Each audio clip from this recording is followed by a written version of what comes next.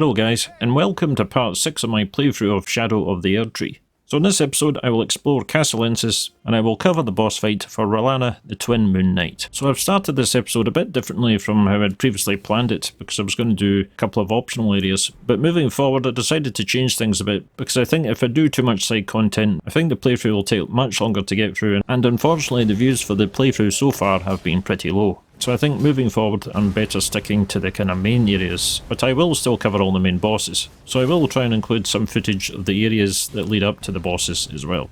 So ultimately I think the series will be a bit shorter, which is not a bad thing, because I don't think it's a good idea to get lost in doing too much side content.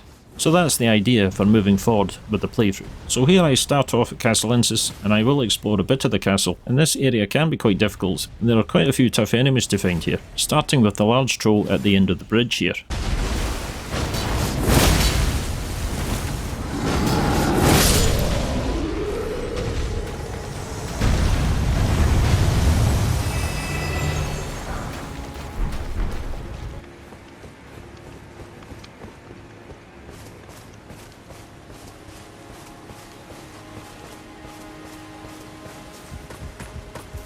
The other enemies you will find here are Messmer soldiers. While they aren't too difficult to kill, they can activate a buff that will boost their damage. You will also find some Black Knights, some of whom will have large hammers and use black steel great shields, whereas others will have great bows and use twin blades.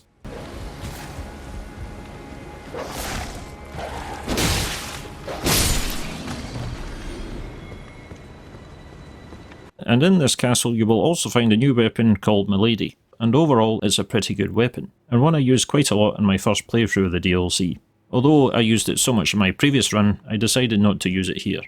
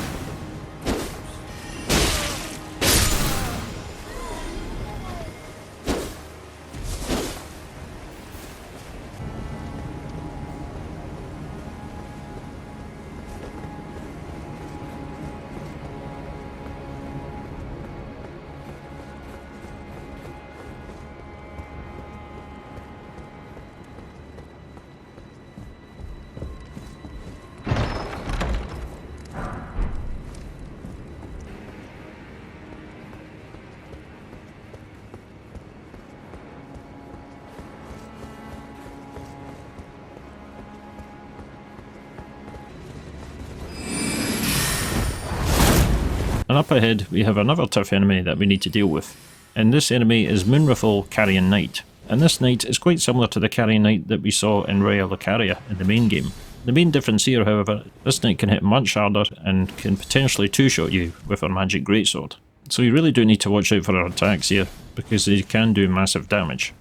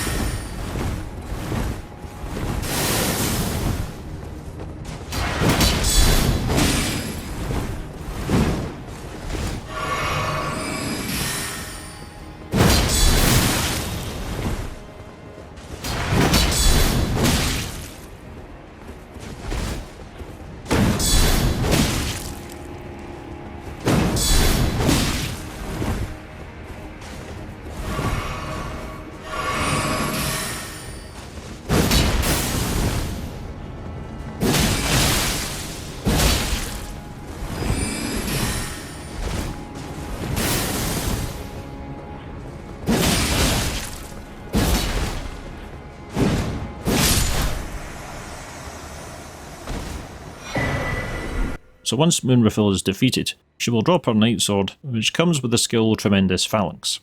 This skill can fire off 3 magic glint blades, which can then be followed up with a strong thrust attack.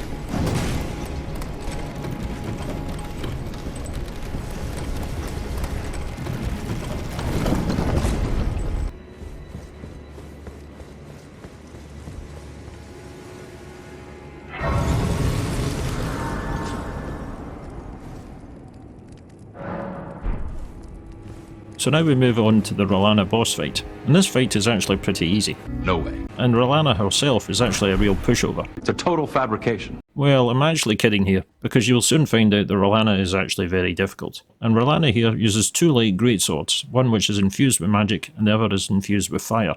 She is also very fast and aggressive, and her swift combos will trouble many a player and leaves players a very little time to react, just like all the other bosses in the DLC then. She is of course very resistant to magic, but she is however quite weak to lightning, bleed and scarlet rot. And she is also vulnerable to pierce damage, so weapons such as rapiers and spears will work quite well here.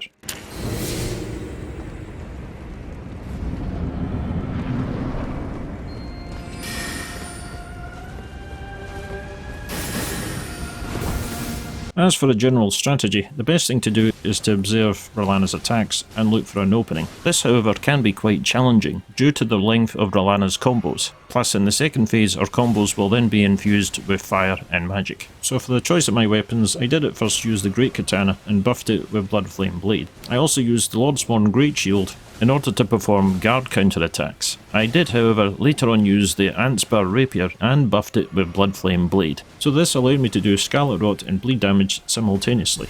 Also as her health gets lower, around about 30%, she will then cast her Twin Moon Knight spell. This will create large shockwaves and can deal massive damage, so the best way to avoid them is simply jump in the air when the shockwaves hit. Otherwise the shockwaves will repeatedly knock the player off their feet while also dealing quite a bit of damage per hit.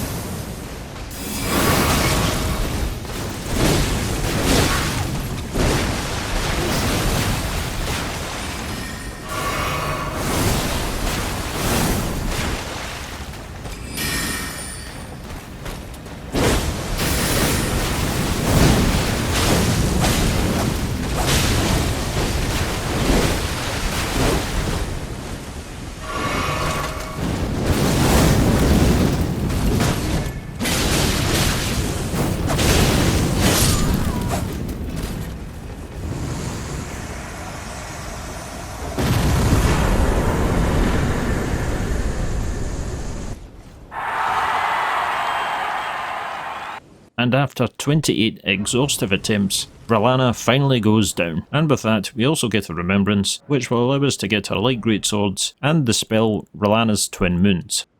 So that's it for this one, guys. So in the next episode I will meet the NPC Dryleaf Dane and take on the Golden Hippopotamus boss. So that's it for now, and I'll see you soon.